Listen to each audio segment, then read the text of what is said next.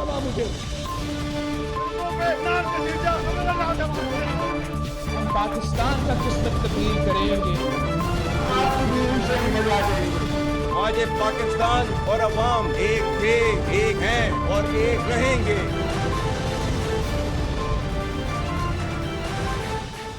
जी अस्सलाम वालेकुम। प्रोग्राम में सबसे पहले खराज तहसीन, खराज अक़ीदत, ऑपरेशन बुनियानुल मरसूस मार्का हक का 1 साल बेमिसाल 1 साल मुकम्मल हो गया। और वैसे तो 9-10 मई को मुकम्मल होगा, क्योंकि ये वो तारीख़ है जब पाकिस्तान ने भारत को एक इबरतनाक और इंतहाई ज़िल्लत आमेज़ तरीक़े से धूल चटाई और सिर्फ चंद घंटों के अंदर भारत जैसी एक बड़ी ताकत को, एक बड़ी मिलिट्री ताकत को घुटने टेकने पे और धूल चाटने पे मजबूर कर दिया। इसके लिए ना सिर्फ पूरी कौम को खराज तहसीन, खराज अक़ीदत की पूरी कौम एक सीसा पिलाई हुई दीवार, एक बुनियानुल मरसूस की तरह खड़ी हो गई थी भारत के ख़िलाफ़। और ख़ास तौर पे हमारी अफ़वाज पाकिस्तान को खराज तहसीन और खराज अक़ीदत और ज़ाहिर हुकूमत को भी इसका क्रेडिट जाता है। तो आज प्रोग्राम में एक बार फिर सबसे पहले 1 साल बेमिसाल 1 साल ऑपरेशन बुनियानुल मरसूस का मार्का हक का मुकम्मल होने के हवाले से ये ट्रिब्यूट। और अब प्रोग्राम में ज़रा आगे बढ़ेंगे।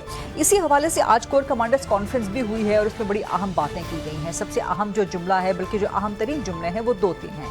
एक तो कोर कमांडर्स कॉन्फ्रेंस ने कहा है कि पाकिस्तान इलाकाई इस्तेहकाम के लिए जो अमन की कोशिशें हैं वो जारी रखेगा। अब ये इस तनाजुर में है कि ईरान अमेरिका के दरमियान जो जंग है, पाकिस्तान उसको ख़त्म करवाना चाह रहा है, लेकिन जो जारहियत का एक बार फिर से आगाज़ हो गया है, मुत्तहिदा अरब इमारात पे हमले किए गए हैं, क्या ये अमरीकी नाकाबंदी हुर्मुज़ की उसको ख़त्म करवा सकते हैं? क्या ईरान और अमरीका मुज़ाकरात की तरफ बढ़ते बढ़ते डाइवर्ट होकर एक बार फिर जंग के करीब आ चुके हैं?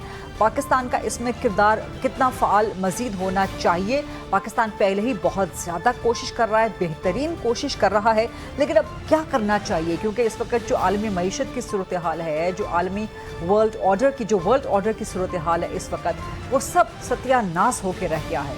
सो कितनी जल्द मुमकिन हो सकता है कि ईरान अमेरिका दोबारा से मुज़ाकरात की मेज़ पे आएँ? इसी तनाज़ुर में कोर कमांडर्स कॉन्फ्रेंस में आज बात की गई है।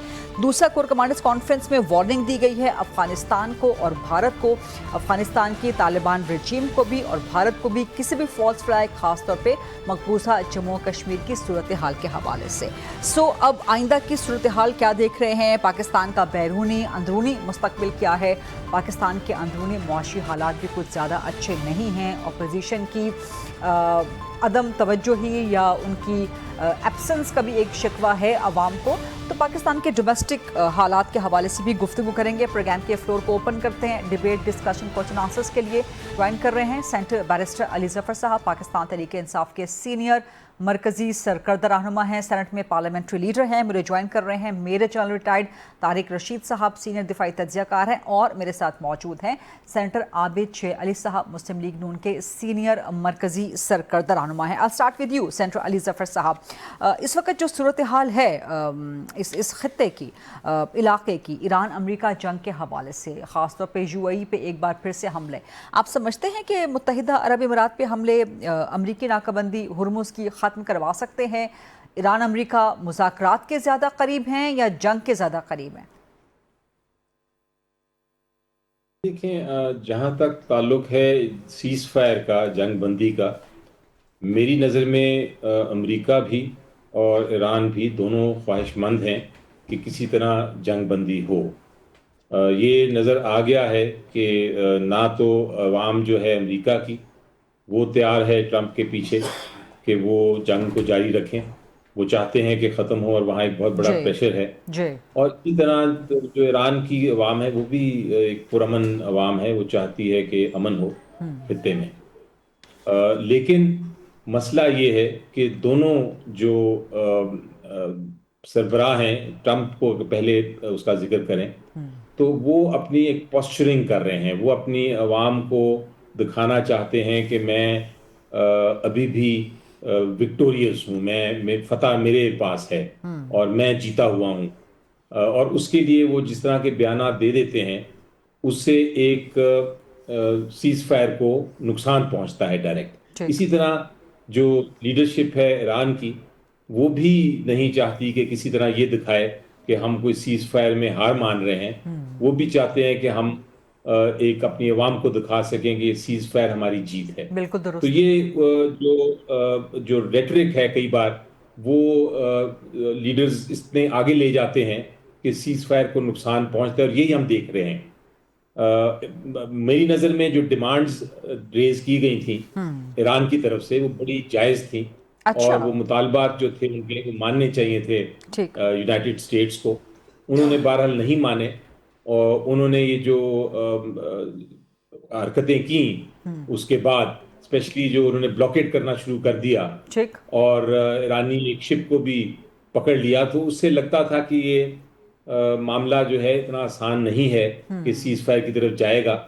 پاکستان کی حکمت عملی بہت درست ہے. پاکستان ڈپلومیسی کے جو دروازے ہیں وہ کھولی رکھ رہا ہے اور کوشش کر رہا ہے، اس میں دوسرے ممالک کو بھی شامل کر رہا ہے تاکہ ایک طرح سے دونوں ممالک پہ دباؤ بڑھے. لیکن اس وقت لگتا یہی ہے کہ دونوں طرف سے کوئی نہ کوئی غلطی ہو سکتی ہے جس کی وجہ سے سیز فائر ختم ہو. ہماری خواہش تو یہ ہے، اور پاکستان کی یہ ایک اہم پاکستان کے لیے یہ سیز فائر ہوگا، کیونکہ ہم چاہتے ہیں کہ ہمارا جو خطے میں آلریڈی ہماری افغانستان ہے، ایک طرف ہندوستان ہے، ہم چاہتے ہیں کہ اس خطے میں کسی قسم کا ایسا ماحول نہ بنے کہ ہمیں بھی انوالو ہونا پڑے اپنی افغانستان کی طرف سے یا ہندوستان کی طرف سے. تو یہ ایک بڑا ضروری ہے ہمارے لیے اس خطے میں پرامن ہو، سارا سیز فائر ہو.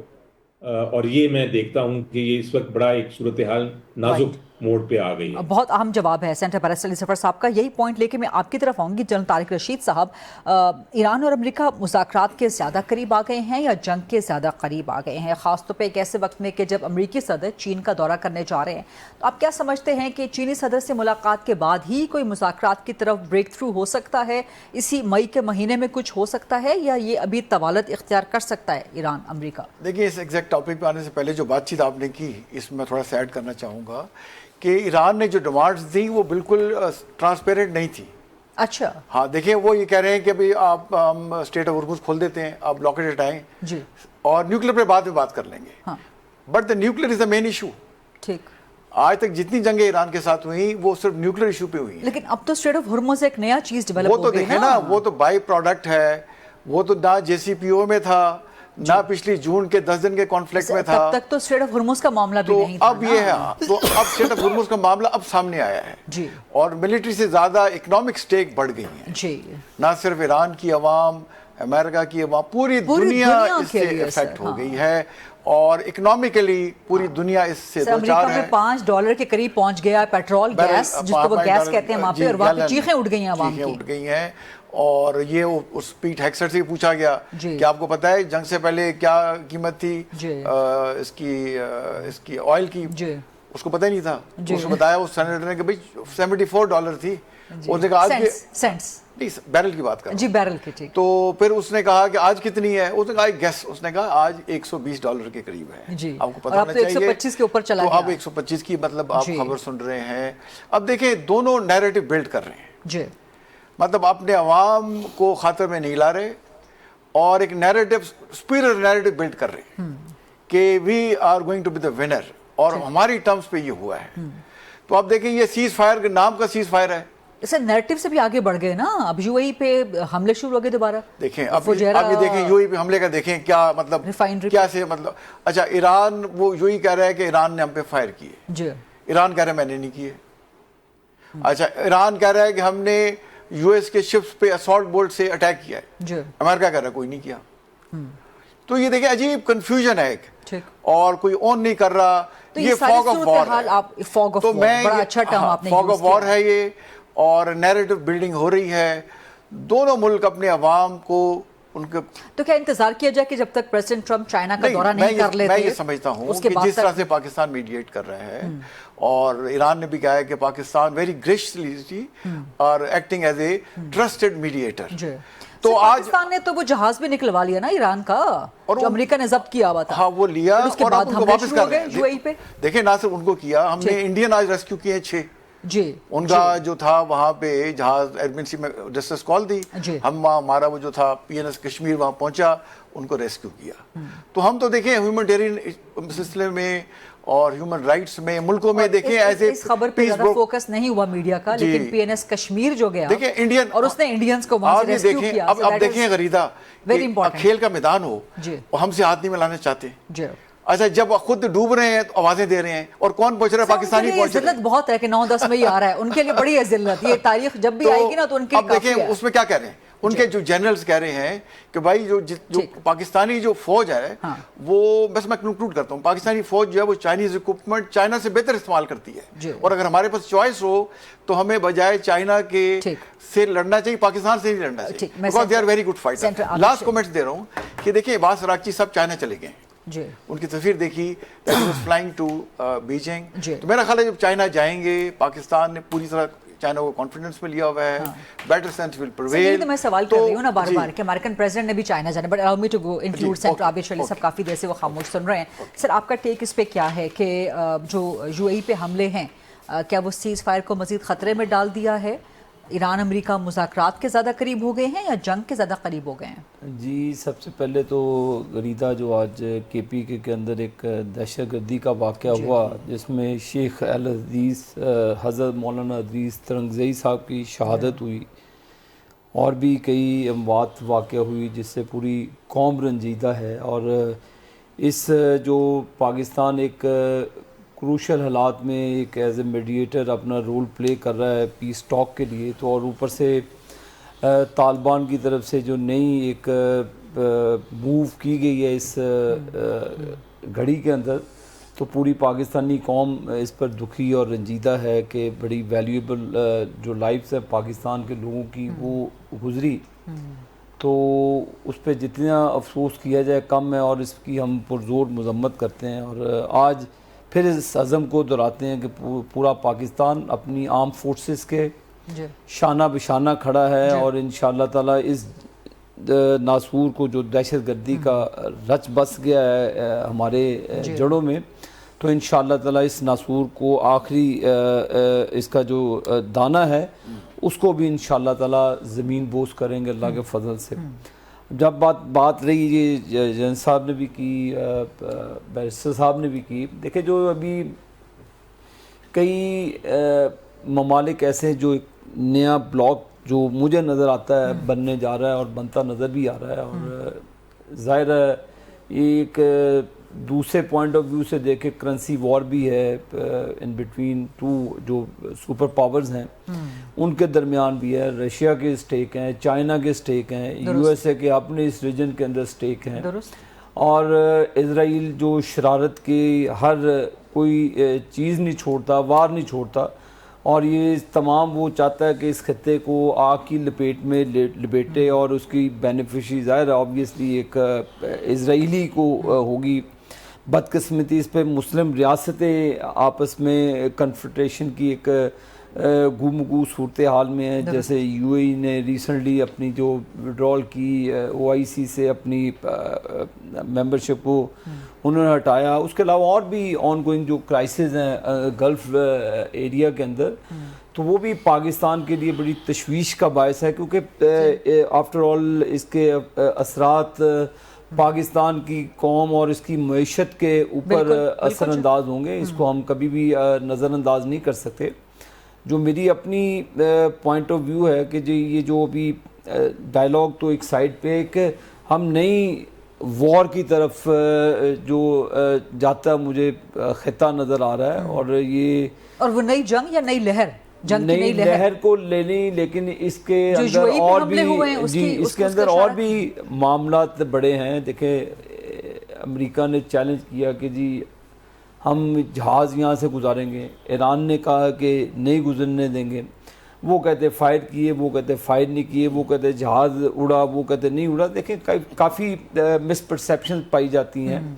تو میں سمجھتا ہوں کہ پاکستان ایک اپنا خطے میں ایک نئی طاقت بن کر، بلکہ پوری دنیا کے اندر پاکستان کا جو مقام حاصل ہے، میں اس کا کریڈٹ ہمارے جو فیلڈ مارشل ہیں عاصم منیر صاحب ان کو، وزیر اعظم شہباز شریف صاحب کو، اسحاق ڈار صاحب کو، اور پوری پاکستانی قوم کو اس لیے دوں گا کہ چاہے مہنگائی کا طوفان ہے وہ اپنی صفوں میں متحد کھڑے ہیں اور اپنی آرم فورسز کے ساتھ اور حکومت کے شانہ بشانہ کھڑے ہیں، اور یہ سب سے بڑی ان کی قربانی ہے کہ ان کرائسس میں بھی غریدہ کہ وہ اپنا پیٹ پہ پتھر ہی باندھ سکتے ہیں، اور وہ وزیر اعظم صاحب نے تو دل پہ پتھر رکھ لیا تھا لیکن اب پیٹ پہ پتھر باندھنے کی بات بھی کر رہے ہیں. اتنا تو سر آپ نے تسلیم کیا کہ مہنگائی کا طوفان ہے، اس میں کوئی اس پہ میں نے آگے چل کے بات کر رہی تھی لیکن آپ نے خود ہی چھیڑ دیا. ایم کو کی جنت میں رہے گا جو کہے گا کہ بھی میں آنکھیں بند کر لوں، یہ نہیں ہے. قوم پریشانی میں ہے، اور دیکھیں اس میں ہماری جو ایکسپورٹس ہیں اس کے اوپر بڑا ضرب کاری ہوئی ہے. فرنس آئل سے ہم بجلی پیدا کرتے ہیں 60%، اس کی جو ہم منگواتے ہیں امپورٹ کرتے ہیں، پھر اس کے بعد جو بجلی کی قیمتیں بڑھتی جا رہی ہیں انڈسٹری کے اوپر، پاکستان کے اوپر آپ دیکھیں کہ اوور آل اس کے اثرات پاکستان بھی ڈائریکٹلی انڈائریکٹلی اس کا شکار ہے. تو لیکن جو بات جنرل صاحب نے بھی کی، میں اس کو اب آپ نے یہ والی گفتگو ایسی چھیڑ دی ہے جو سینٹر بریسل صاحب اس پہ بہت بات کرنا چاہیں گے. ہم سارے پاکستانی ہیں، ہمارا دل پاکستان کی عوام کے ساتھ دھڑکتا ہے، وزیر اعظم کا بھی دھڑکتا ہے. وہ خوشی سے تو نہیں یہ کام کرتے، لیکن جو آن گوئنگ کرائسس ہیں، جو معاملات ہیں، جو کئی زنجیریں وفاق کے اندر جکڑی ہوئی ہیں، لیکن صرف حکومت کا تو یہی فرض نہیں ہوتا کہ وہ صرف مرہم رکھنے کے بجائے ایسی سرجری کرے. ہم صرف ایک میک شفٹ یا کاسمیٹک قسم کے پروسیجرز کی طرف چلے جاتے ہیں. نہیں، اس پہ کاسمیٹک نہیں، میں نہیں سمجھتا سسٹم کی آج تک اصلاح ہی نہیں ہوئی ہے. نہیں آپ دیکھیں، نہیں دیکھیں کہ سسٹم برداشت کر سکے. آپ دیکھیں میری سنی دنیا کے اندر ہو گیا. آپ یورپ میں چلے جائیں، لوگوں کا جینا دوبر ہو گیا. لوگ سڑکوں پہ نکل آئے. یورپ جیسے ممالک جو دنیا کو قرضے دیتے تھے اور دنیا کو رول کرتے رہے ہیں، وہ گیس کی پرائسز افورڈ نہیں کر سکتے. انگلینڈ میں بہت مسئلہ ہوتا ہے، انگلینڈ کا لے لیں، یو ایس سے جدھر بھی چلے جائیں. تو یہ آپ چیزوں سے ہٹ جائیں گے. حالانکہ وہ پورا نیٹ ورک ان کا ٹیکس پیئر ہے، یو کے کا، اس کا کوئی ٹیکس سے بچنے کا نظام نہیں. لیکن وہاں پر معاملات اتنے گڑبڑ ہو گئے، لوگ افورڈ نہیں کر سکتے. انٹرنیشنل جو کرائسس ہیں پیٹرول کے، گیس کے. اب یہ تو آپ ایران جنگ کا بات کر رہے ہیں، ایران جنگ کا بہانہ بنا رہے ہیں نا. جو کورونا والی جنگ تھی اس میں جب عمران خان وزیر اعظم تھے تو بھی انہوں نے معیشت کو سنبھال کے دکھایا تھا نا. یہ کہنا ہے پی ٹی آئی کا. اگر آپ اجازت دیں تو ایک بریک لے لیں. آپ 200 مرتبہ بریک لیں، مجھے تو کوئی اعتراض نہیں. میں آپ کے جواب کے مکمل ہونے کا انتظار کر رہی تھی، کیونکہ جتنی باتیں آپ نے چھیڑ دی ہیں نا، اس پہ سینٹر صاحب نے بھی بڑی بات کرنی ہے اور جنرل صاحب نے بھی بڑی بات کرنی ہے. لیکن ایک بریک لیتے ہیں جی. لائیو پروگرام میں واپس آتے ہیں. سینٹر عابد صاحب، سینٹر علی ظفر صاحب اور چند طالب علم صاحب موجود ہیں. Stay with us. جی welcome back after the break. Domestic politics کے حوالے سے، ڈومیسٹک سچویشن کے حوالے سے بات تو کرنی ہی ہے کیونکہ بجٹ آنے والا ہے اور عابد چوہلی صاحب نے خود ہی حکومت کی کارکردگی کا معاملہ چھیڑ دیا. تو over to you senator barrister Ali Zafar صاحب. کیا جسٹیفائڈ ہے حکومت کا یہ کہنا کہ اتنی بڑی جنگ ہے، پوری دنیا اس کی لپیٹ میں ہے، بڑے بڑے ملک اس کی لپیٹ میں ہیں، وہاں کی عوام تنگ آئی ہوئی ہے، تو پھر پاکستان اور کیا پدی اور کیا پدی کا شوربہ، ہم تو پھر کسی کھاتے میں نہیں آتے. تو یہ برنٹ تو ہمیں پھر فیس کرنا پڑے گا. لیکن اس کے ساتھ ساتھ اپوزیشن کہاں کھوئی اور سوئی ہوئی ہے سر؟ دیکھیں غریدہ، بڑا کلیئرٹی کے ساتھ میں بات کرتا ہوں جی، اور وہ یہ ہے کہ جہاں تک تو ہمارا اس جنگ میں ایک رول ہے میڈیٹر کا، جی پاکستان، ہر پاکستانی کو فخر ہے اس پہ. جی، اور میرا خیال ہے کہ یہ ایک ایسا کردار ہے جو پوری دنیا میں اس کی تعریف ہو رہی ہے اور ہمیں اس کو جاری رکھنا چاہیے. اس کی ضرورت دنیا کو نہیں ہے صرف، ہمیں بھی بہت ضرورت ہے پاکستان کو. تو جہاں تعریف کرنی ہے وہاں بالکل جائز بات کرنی چاہیے اپوزیشن میں رہ کے بھی. Fair point. لیکن جب آپ بات کرتی ہیں معیشت کی، میرا خیال ہے کہ میں اس میں کوئی دو رائے نہیں رکھتا کہ حکومت اس میں ٹوٹلی فیل ہو گئی ہے. یہ جنگ تو ابھی آئی ہے، حکومت تو پچھلے 4 سال سے 3 سال سے حکومت کر رہے ہیں اور آئے یہ اس ایک طرح سے یہ بڑا اونچا چیخ کے کہتے تھے کہ ہمیں پتہ ہے کہ معیشت کس طرح چلانی ہے اور ہم سب کو درست کر دیں گے، ہمیں موقع دیا جائے. اور وہ ہم پہ تنقید کرتے تھے کہ آپ کی کارکردگی بڑی خراب ہے اور ہم ٹھیک کر دیں گے. سر ایک پہلے 6 مہینے جب ان سے پوچھا جاتا تھا ایک سپلیمنٹری آپ اپنا جواب کنٹینیو رکھیے گا، لیکن وزیر اعظم نے ابھی 4-5 دن پہلے ہی کہا کہ جی اچھے دن آ گئے تھے اور پاکستان بڑی خوشحالی کی طرف جا رہا تھا، ترقی کر رہا تھا، بیچ میں جنگ آ گئی. دیکھیں میں وہی بات کر رہا ہوں کہ یہ تو ایک کہنے کی بات ہے، لیکن جس طرح یہ پرائسز کانسٹنٹلی آگے چلتے رہے، جس طرح ہماری مجھے آپ ایک انڈسٹری بتا دیجئے جو انڈسٹری لگی ہو جب سے یہ آئے ہیں. صحیح بات ہے. معیشت کی ہوا میں بات نہیں ہوتی، وہ فیکٹس اینڈ فگرز کے ساتھ بات ہوتی ہے. درست. اور میں جس طرح کہہ رہا تھا کہ پہلے 6 مہینے تو یہ کہتے رہے کہ جی پی ٹی آئی کی حکومت کی وجہ سے بہت ساری خرابیاں ہم درست کر رہے ہیں. بالکل. جب 6 مہینے اور گزر گئے تو پھر بھی وہ پی ٹی آئی کے پیچھے ہی لگے رہے اور ہم پھر آواز اٹھاتے رہے. سینٹ میں بھی اٹھائی، نیشنل اسمبلی میں بھی اٹھائی، پروونشل اسمبلیز میں بھی اٹھائی، پریس کانفرنسز کر کے بھی اٹھائی کہ جناب آپ یہ بس کریں پی ٹی آئی. اب آپ بات کریں کہ آپ کیا کرنے جا رہے ہیں، آپ کی کیا پالیسی ہے. بالکل. آپ نے ایک بڑا اچھا لفظ استعمال کیا کہ جب بھی کوئی مسئلہ آتا ہے تو تھوڑی دیر کے لیے اس کو فکس کر دیا جاتا ہے، لیکن مجھے بتائیں لانگ ٹرم اسٹریٹجی کیا ہے. درست. میں آپ کو بتا سکتا ہوں کہ بہت سارے انڈسٹریلسٹ میرے کلائنٹ بھی ہیں، جاننے والے بھی ہیں. ہر جگہ ہماری واقفیت ہے، ہم بات کرتے ہیں سینٹ کے فورم پہ بھی، مختلف ہیومن رائٹس کے فورمز پہ بھی ملتے بھی ہیں لوگوں کو. لیکن کوئی بھی اس وقت جو بزنس کمیونٹی والا ہے وہ انویسٹمنٹ کرنے کو تیار نہیں. 4 سال سے وہ یہ رکے ہوئے ہیں. ان سے پوچھا جائے کیوں، تو کہتے ہیں جی حکومت کی پالیسی کا نہیں پتا، ہمیں نہیں پتا کہ کس طرف جا رہے ہیں. یہ میجر ایشو جو ایک آتا ہے جب باہر سے لوگ آتے ہیں انویسٹمنٹس کی، ان سے بات کرتے ہیں ہم کہ جی انویسٹمنٹس کریں، تو وہ کہتے ہیں کہ جی ہم کس طرح انویسٹمنٹ کریں، ہمیں تو آپ کی انٹرنل سیاست کا نہیں پتا چل رہا. آپ کی نہ اپوزیشن ہے نہ آپ کی، اور جس طرح کی ہیومن رائٹ وائلیشن ہو رہی ہے اس قسم کے ماحول میں کون سا انویسٹر آ کے انویسٹ کرے گا. کیونکہ انویسٹمنٹ کا ڈائریکٹ تعلق ہے پولیٹیکل سٹیبلٹی سے. یعنی کہ جب آپ کی سیاست ٹھیک ہوتی ہے، جب آپ کے قوانین درست ہوتے ہیں، جب آپ کی آئین کی بالادستی ہوتی ہے، جب آپ کا رول آف لا ہوتا ہے، قانون کی بالادستی ہوتی ہے، جب آپ کی عدالتیں جو ہیں بالکل آزاد طریقے سے کام کر رہی ہوتی ہیں، تو پھر انویسٹمنٹ آٹومیٹکلی آتی ہے. اس کے ساتھ ساتھ آپ کی حکومت کی بھی ایک اسٹریٹجی ہونی چاہیے. دونوں چیزیں مس کر رہی ہیں ادھر. اور یہ فیکٹس اینڈ فگرز اب آپ کے پروگرام پہ میں لے کے آ سکتا ہوں، لیکن فیکٹس اینڈ فگرز جو ہیں وہ بڑا کلیئرلی یہ دکھاتے ہیں کہ آہستہ آہستہ جو ہماری اکانومی ہے وہ ڈاؤن فال کی طرف ہے. بلکہ ڈاؤن فال کی طرف نہیں، آپ کو بالکل ایک طرح سے کلیپس کرنے جا رہی ہے، وہ بالکل پاش ہونے جا رہی ہے. تو میرا خیال ہے کہ یہ ایک ایسی بات ہے جس پہ ہمیں ضرور غور کرنا ہے، کیونکہ یہ پاکستان کو جو نقصان پہنچ رہا ہے، پاکستان کی معیشت کو جو نقصان پہنچ رہا ہے، ہم سب کو پہنچ رہا ہے. بالکل درست. آپ لوگ افورڈ نہیں کر پا رہے. بالکل درست. ابھی بات کی عابد شیر علی صاحب نے کہ انگلینڈ میں لوگ باہر نکل آئے ہیں.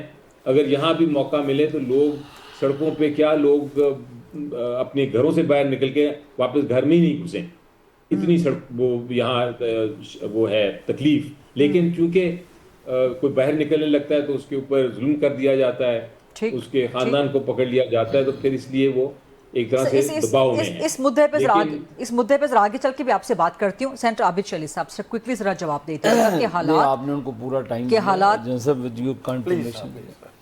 دیکھیں. غریدہ یہ مہنگائی کا جو سبجیکٹ ہے، طوفان ہے، یہ بہت حد تک 18th امینڈمنٹ کے بعد پروونسز کی پاکٹ میں جاتا ہے، صوبوں میں.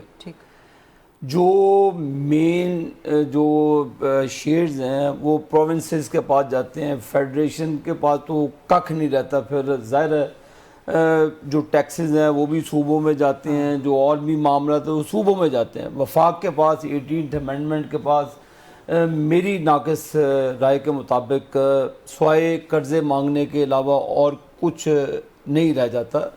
ظاہر ہے صوبوں کے پاس سارے جاتے ہیں، ان کے وسائل ہیں، کے پی میں چلا جائے، سندھ میں چلا جائے، پنجاب ہو، بلوچستان ہو، واٹ ایور. تو 18th کو ختم کر دینا چاہیے. 18th امینڈمنٹ میں کوئی چیزیں ایسی ہیں جس کی وجہ سے وفاق، بہت سی ایسی جو چیزیں ہیں جو صوبوں میں چلے گی اور وفاق اس میں بے بس ہو گیا ہے, جو یہ بھی ایک ریزن ہے مہنگائی کی, اور جو چیزیں کنٹرول نہیں آ جاتی. تو 18ویں ترمیم ختم کر دی جائے تو مہنگائی ختم ہو جائے گی. بیرسٹر علی ظفر صاحب سے کہوں گا, اس میں امن نامہ, جس ملک میں امن نامہ قائم نہ ہو تو وہاں پہ انویسٹمنٹ نہیں آتی. کے پی میں بھی آپ کی ماشاءاللہ حکومت کو آج 17 سال ہو گئے ہیں. میں اگر پولیٹیکل پوائنٹ سکورنگ پہ آؤں, کتنی انڈسٹری کے پی کے اندر لگی, کتنا امن نامہ وہاں پہ قائم ہوا, کتنی آپ نے وہاں پہ ترقی دی, کتنی ٹیکس کلیکشن کر کے آپ نے ایک ریولوشن قائم کر دیا, کتنی غربت میں. میں ایک مثال دیتا ہوں کہ جب آپ الزام تراشی پہ آئیں تو پھر الزام لگتے رہتے ہیں. ہم نے جب سے حکومت میں آئے اللہ کے فضل سے, سنیں آپ اسٹیٹ بینک کی آج کی رپورٹ ہے سر, میں نے بھی ایک بات, ہم نے انڈیا کے خلاف وار لڑی, اللہ نے ہمیں فتح دی. طالبان کے خلاف ہم جنگ میں, حالت جنگ میں ہیں. بہت سے ہماری آرم فورسز کے جوانوں نے شہادتیں دی ہیں, بہت سے گھر اجڑے ہیں, بہت سے سویلین مارے گئے ہیں, پولیس کے لوگ مارے گئے ہیں. بلوچستان کے اندر حالات آپ کو پتہ ہے. اب یہ دیکھنا آپ اس میں نہیں, آپ اس میں آنکھیں بند نہیں کر سکتے. میں ایکسکیوز نہیں کہہ رہا, ایکسکیوز نہیں کہہ رہا. دیکھیں اوور آل جو سینیریو ہے دنیا کا, اس میں رہ کے جینا نا آپ نے کوئی نئے راستے تو نکال نہیں لینے. سینٹر صاحب کی جنگ سے پہلے بھی آپ کے حالات میری عرض سنیں, میں نے آپ کو کہا ہے کہ 18th امینڈمنٹ کے بعد ذرا اپنے اپنے صوبوں کے معاملات کو اس کو ذرا نظر ثانی کریں کہ آپ نے کنٹریبیوشن کتنی ہے. آپ آ جائیں اس پہ ڈیبیٹ رکھ لیں, علی ظفر صاحب چاہے ادھر رکھنے, آپ کے پروگرام میں رکھنے, میں بھی ڈیٹا لے آؤں گا کہ کتنی انڈسٹری لگی ہے, کیا معاملات ہے. آپ اس پر ایک پروگرام رکھ لیں, جہاں آپ معافی مانگ کے اٹھیں گے یا میں معافی مانگ کے اٹھوں گا, دونوں میں سے یہ کام ہوگا. میں آپ کو کہتا ہوں کہ یہ ہماری جوائنٹ رسپانسبلٹی ہے, whether we are in opposition اور ان دا گورنمنٹ. یہ ہماری دونوں کی رسپانسبلٹی ہے, کولیکٹیو رسپانسبلٹی ہے سب کی, کہ اس دنیا میں جو آگ لگی ہوئی ہے اس کی آگ میں اگر ہم دستوں گریبان ہوں گے تو اپنے ملک کا نقصان کریں گے. سینٹر صاحب اپریشیٹ کر رہے ہیں آپ کی پرفارمنس کو, جو آپ کی ڈپلومیٹک فرنٹ پہ پرفارمنس ہے. میں ان کے ساتھ, میں آپ کو کہہ رہا ہوں کہ بہت سے پیچیدہ معاملات ہیں کہ جب بحث ہوتی ہے نا تو وہ پھر صوبائیت کا تانا دے دیا جاتا ہے کہ بات کہیں اور طرف چلی جاتی ہے. تو میرا خیال ہے کہ بہت سے ایسے حل طلب چیزیں ہیں جو ہمیں بیٹھ کے ٹیبل ٹاک کے ذریعے پروونسز کے ساتھ وفاق کو بیٹھ کر معاملات کو حل کرنا چاہیے. ادروائز تو پھر اس طرح ڈرین ہوتی رہے گی آپ کی جو پبلک ویلتھ ہے, معاملات اسی طرح ایک دوسرے پہ الزام لگاتے رہیں گے. آج میں نہیں ہوں, کل کوئی اور آ جائے گا, کوئی اور آئے گا, وہ اپنے پچھلوں کو, آنے والوں کو گالیاں دے گا, کوئی پچھلوں کو. ایسے پاکستان چلتا آ رہا ہے اور ایسا نہیں چلنا چاہیے. جو آپ نے ٹیبل ٹاک والی بات کی ہے نا, بہت امپورٹنٹ بات کی ہے آپ نے, لیکن ایک بریک کا وقت ہو گیا. سوری جنرل صاحب, بریک کا وقت ہو گیا سر. آپ کی اجازت سے بریک لے لیں, واپس آ کے پھر آپ کا اس پہ ویو پوائنٹ لیتے ہیں ذرا, اور سینٹر علی ظفر صاحب کا بھی جواب لیں گے, عابد شیلی صاحب سے بھی کچھ مزید سوال کریں گے. Stay with us please. Welcome back after the break. جناب طارق رشید صاحب, ڈیبیٹ تھوڑی سی ڈائیورٹ ہو گئی ہے, لیکن میں آپ کا بھی اس پہ ویو پوائنٹ لینا چاہ رہی ہوں کہ آئی ایم ایف نے بھی کہہ دیا ہے, اس نے دنیا کی پروجیکشن کی, اکنامک پروجیکشن, کہ اگر 2027 تک, اس وقت ہم 2026 میں رہ رہے ہیں, کہ اگلے سال تک اگر ایران جنگ کا تنازع چلا گیا تو پوری دنیا کی معیشت کا بھٹا بیٹھ جائے گا. تو آپ سمجھتے ہیں کہ ایسے میں حکومت جسٹیفائڈ ہے یہ کہنے میں کہ جب دنیا کے حالات ایسے ہیں تو پھر پاکستان اس سے بچا ہوا کیسے رہ سکتا ہے؟ بالکل, دیکھیں جب دنیا اگر کسی ایسی چیز سچویشن سے دوچار ہو جاتی ہے تو we are part of the world, ہم کیسے رہ سکتے ہیں. پر ہمارے یہاں تو دیکھیں جو ہے نا لانگ ٹرم پلاننگ کی جو بات ہو رہی ہے اس کا اتنا فقدان ہے. دیکھیں غریدہ, کہ میں انڈیا کی بات نہیں کروں گا, اب بنگلہ دیش دیکھیں, آج تک انہوں نے ₹1 پرائز پیٹرولیم کی نہیں بڑھائی. دیکھیں نا, ہم سے 71 میں علیحدہ ہوا اور بھارت نے بھی نہیں بڑھائی. اچھا, تو میں نے کہا انڈیا کے میں نام نہیں لیتا, اور بنگلہ دیش نے نہیں بڑھائی. کیوں نہیں بڑھائی؟ بیکاز انہوں نے ہمارے ضوابط بنائے ہوئے ہیں, کیپیسٹی ہے. تو یہ نہیں کہ مطلب اگر تیل پہلے کم قیمت پہ لیا ہوا ہے تو آپ زیادہ قیمت پہ دینا شروع کر دیں. اور پھر ہم نے جو تماشا لگایا ہوا ہے ہر 15 دن بعد پرائسز چینج کر دیتے ہیں. بھائی کم از کم 1 مہینے کا اسٹاک تو ہو. اور پاکستان جیسا ملک 250 ملین لوگوں کا لوگ ہے, بڑا ملک ہے, تو آپ اس میں کم از کم 3 سے 4 مہینے کا اسٹاک کیوں نہیں رکھ سکتے؟ آپ کو رکھنا چاہیے. یہی لانگ ٹرم پلاننگ ہوتی ہے. اور دیکھیں 18th امینڈمنٹ کی جو بات ہو رہی ہے, ہم بریک میں کر رہے تھے, جیسے عابد شیلی صاحب بتا رہے ہیں کہ آنر بھی کر رہے تھے. اچھا, یہ کہہ رہے ہیں میں نے اپوز کیا. آپ سمجھتے ہیں کہ 18th امینڈمنٹ کی وجہ سے مشکلات ہیں معیشت میں؟ ڈیفینیٹلی. دیکھیں آپ صوبے جو ہے تو کیا کرنا چاہیے پھر؟ بلک آف دا جو ہے بجٹ لے جاتے ہیں اور جب اپنا بجٹ بنانا ہوتا ہے پھر 80 to 90% پیسہ مانگتے ہیں وفاق سے. ٹھیک. اور جب بات چیز آئی جیسے آپ کہتے ہیں پانی کا بڑا شارٹیج ہے, ڈیم نہیں بن رہے, محفوظ شہید کنال بنانے جا رہے تھے, ادھر سے دیکھیں ایک پارٹی نے اس پہ آپشن لگا دی کہ ہمارا پانی پہ آ گیا. بھائی ہماری تو ایسی مثالیں ہیں جنگوں میں اسلامی تاریخ میں کہ وہ شہید ہو رہے تھے تو شہادت سے پہلے اگر پانی کے لیے آواز دی تو کہا دوسرے کو دے دو, آواز آ گئی اور اپنی خود شہادت کی مراج پا گئے. ہم کہہ رہے ہیں نہیں جی ہمارے صوبے کا حق ہے. بھائی صوبے آگے ہیں یا وفاق آگے ہے؟ پاکستان ہے تو سب صوبے بھی ہیں. دیکھیں ہمیں صوبوں کی سیاست سے نکل کے وفاق کی سیاست کرنی ہوگی اور سسٹم آف اکاؤنٹیبلٹی لانا ہوگا. اب دیکھیں آج کل بات ہو رہی ہے کانسٹیٹیوشن ایونیو کی. بھائی ایک ہوٹل کی زمین تھی, فلیٹس بن گئے, کس نے اپروول دی اور لوگ وہاں رہنے شروع ہو گئے تو کیا سی ڈی ایس ہو رہا تھا؟ گورننس کے پرابلمز ہیں. تو جس نے بھی اس کی اپروول دی چیف جسٹس سے لے کے نیچے تک جو انوالو رہے ان کو قانون کے کٹہرے میں لانا چاہیے. بالکل. پھر آپ دیکھیں ہمارے جو تھا رکو دیک کا, اس پہ عدالتوں نے اس پہ اسٹے دے دیا اور اس کے بعد ہمیں کتنا خمیازہ بھگتنا پڑا. اب دیکھیں آئی پی پی ایس کا دیکھیں, آئی پی پی ایس کو دیکھ لیں. اور یعنی کہ آپ بھی وہی بات کہہ رہے ہیں کہ آپ ایک آوائی بگڑا ہوا ہے اس ملک کے اندر, تو کہیں نہ کہیں سے ٹھیک تو کرنا ہے. سسٹم آف اکاؤنٹیبلٹی لانا ہوگا کہ جن کی پالیسیز کے ڈیسیژن کی وجہ سے ملک کو نقصان پہنچا ہے. اور گورنمنٹ پہ سب سے بڑی اکاؤنٹیبلٹی سر ہوتی ہے اپوزیشن کی. تو الاؤ می ٹو گو ٹو. نہیں اپوزیشن کی تو ہے, جیسے 18th امینڈمنٹ میں مل کے پاس کرا لی تو ان کی کون کرے گا اکاؤنٹیبلٹی؟ ججز کی کون کرے گا اکاؤنٹیبلٹی؟ تو یہ ایک تو عوام کرتی ہے. دوسرا ہمارا جیسے چائنا میں ہوتے ہیں, دیکھیں اگر آپ کے خلاف کوئی چیز پروو ہو جاتی ہے دین دے گو ٹو دا لمٹ, اس کو ایگزیکیوٹ کرتے ہیں. جب تک ہم ایسی مثالیں نہیں بنائیں گے ہمیں یہ پرابلم کنفرنٹ کرنے پڑتے ہیں. Allow me to go to senator barrister Ali Zafar صاحب. سینٹر صاحب 2-3 چیزیں یہاں پہ سامنے آ گئی ہیں. ایک تو سینٹر عابد شاہ علی صاحب کہہ رہے ہیں کہ جی 18ویں ترمیم اس کی وجہ سے مسئلے ہیں معیشت میں بڑے, اور بٹوین دا لائنز وہ یہی کہہ رہے ہیں کہ کچھ نہ کچھ تو کرنا پڑے گا. پھر تو آپ لوگ سپورٹ کریں نا حکومت کو, آپ 18ویں ترمیم میں, اور معیشت ٹھیک ہو جائے گی, بڑی حد تک اس کے ساتھ ٹھیک ہو جائے گی. دوسرا آپ لوگ یہ ابھی بریک میں بھی یہی گفتگو ہو رہی تھی کہ آپ لوگ کوئی 90-91 سیٹوں کی پارٹی ہیں اپوزیشن کی, کمیٹیوں میں سے آپ نکل گئے ہیں, لیکن آپ تو ایک بہت بڑا اکاؤنٹیبلٹی کا چیک ہو سکتے ہیں حکومت میں, جو کہ ایبسنٹ ہے, جو کہ نہیں ہے سر. اگر آپ اجازت دیں تو آپ کا دوسرے سوال کا جواب میں دے دوں. میں بڑا اس پہ پہلے بھی گفتگو کر چکا ہوں. میری نظر میں آپ درست فرما رہی ہیں کہ کمیٹیز میں رہنے کے بعد آپ کے ایک طرح سے بڑا اثر رسوخ ہوتا ہے کہ حکومت کو آپ درست کر سکیں اور تنقید بھی کر سکیں, اور لوگوں کی, عوام کی بات جو ہے وہ بھی اس پہ عمل درآمد کر سکیں کمیٹیز کے ذریعے. کیونکہ سینٹ اور نیشنل اسمبلی میں تو آپ ڈیبیٹ کر سکتے ہیں, لیکن کمیٹی میں ایکچولی آپ ایک طرح عدالت کی طرح بیٹھتے ہیں. اور میری نظر میں ہمیں واپس کمیٹیز میں جانا چاہیے, ضرور جانا چاہیے.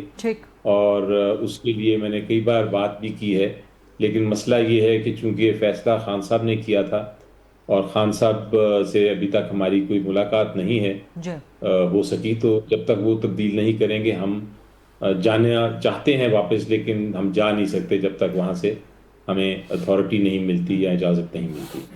تو یہ تو آپ کے دوسرے سوال کا. لیکن ریپورٹڈلی سر یہ بھی خبریں آتی ہیں کہ جی خان صاحب اپنے سینیٹرز کی کارکردگی سے خوش نہیں ہیں, خاص طور پہ لیڈنگ سینیٹرز کی کارکردگی سے خوش نہیں ہیں. جی دیکھیں یہ تو خبریں شاید سوشل میڈیا پہ چلتی رہتی ہوں گی, وہ پتہ نہیں خبریں کہاں سے آتی ہیں, کیونکہ میری خود ملاقات نہیں ہو سکی خان صاحب سے, تو پتہ نہیں وہ کون خبر کہاں سے لے کے آتا ہے. لیکن ایسی بات مجھے یقین ہے نہیں ہوگی. ہر کوئی اپنا اپنا کردار ادا کر رہا ہے, چاہے پارلیمنٹ کے اندر ہے چاہے پارلیمنٹ کے باہر. اب دوسری آپ نے بات کی تھی, بڑی اہم بات ہے, وہ ایک فلاسفیکل بات ہے 18th امینڈمنٹ کی, کہ جو 18th امینڈمنٹ میں جو کچھ ہوا کیا وہ سارا ریورس ہونا چاہیے یا نہیں ہونا چاہیے. میرا خیال ہے 18th امینڈمنٹ میں بہت ساری اچھی باتیں تھیں, اور جو پروونشل اٹانومی کی ہم بات کرتے ہیں, صوبائی خود مختاری کی, جب پاکستان بنا بھی تھا تو یہ ایک بڑا اہم معاملہ تھا جس کے اوپر بڑی ڈیبیٹ ہوتی رہی. پہلے کانسٹیٹیوئنٹ اسمبلی میں ہوئی, پھر ایوب خان صاحب کے زمانے میں, پھر نیشنل اسمبلی جب 73 کی کانسٹیٹیوشن کے نیچے بنی, اور آج تک چل رہی ہے. مجھے عابد صاحب کی طرف بھی جانا ہے, ذرا کوئکلی ذرا کر لیں. تو یہ ایسا معاملہ ہے جو کہ میرا خیال ہے 18th امینڈمنٹ میں بہت اچھی بات ہوئی کہ بہت ساری خود مختاری دی. کچھ مسائل ہیں جس میں تبدیلی کی شاید ضرورت ہو, لیکن یہ فائنینشیل کرنچ جس کی بات کر رہے ہیں یہ صرف خود مختاری کی دینے کی وجہ سے نہیں آیا پروونسز کو. یہ ایک ہمارا حکومت کا ایک ڈائریکٹ میں الزام تراشی کروں گا ان کے اوپر کہ حکومت نے کوئی لانگ ٹرم اسٹریٹجی ہی نہیں بنائی. میں جج صاحب کی بات سے اتفاق کرتا ہوں کہ لانگ ٹرم پلاننگ ہونی چاہیے ریزروز کی. اس دن منسٹر صاحب کی میں نے بات سنی, آئی واز ان ڈیپ شاک کہ یہ کیسا ہو سکتا ہے کہ آپ ہمارے پاس 6 to 6 month کی ریزروز ہونے چاہیے آئل کے, اسٹریٹجک ریزروز کی بات کر رہے ہیں, اسٹریٹجک اوور آل بھی ہمارے پاس ہونے چاہیے, اور تاکہ ہم اس کو اپنے ملک کی کرائسس آ جائیں. ہر ملک کی لانگ ٹرم پالیسیز ہوتی ہیں, تو ہمیں بھی ان چیزوں کو ریوزٹ کرنا چاہیے گورنمنٹ کو, گورنمنٹ کی منسٹریز کو, اور اس کو ایک پرپوزل لا کر ہمیں تمام پولیٹیکل پارٹیز سے بات کر کے پاکستان کے مسائل حل کرنے چاہیے. سینٹر عابد علی صاحب, سینٹر بیرسٹر علی ظفر صاحب, جنرل طارق رشید صاحب, واش. دیٹس ا ریپ جی. آج کا پروگرام. I'll see you tomorrow inshallah 8 o'clock on GTV. اللہ حافظ.